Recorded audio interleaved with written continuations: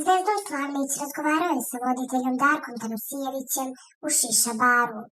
Da li znaš na čemu si sa Ćertićem u zadruzi, pitao je Darko. Nema šta, on je sa mnom na onom na čemu ja hoću. Mislim da sam mu izgovorio sve što sam trebao. Nisam imao volju da ponavljam stvari koje je pogrešio, na njemu je da li će biti normalan ili neće. Mislim da je shvatio neke svoje stvari, ne mogu da zalazim u njegov mozak, ali zavozao se i to više nije igra.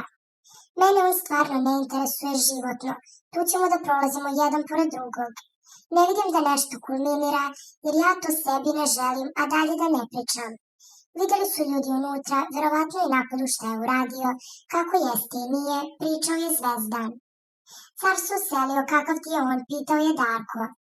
Ja sam gledao celu godinu prošlu, Maja misli da interesuje cara, ona se igra, vrti, ja mogu da shvatim da je zanima, mislim da ima neke emocije prema Bilalu, govorio je Slavnić. Kako se čini druženje cara i Aleksu, pitao je Darko Tanosijević. Ne vidim da se nešto druže, ali imaju komunikaciju, rekao je on.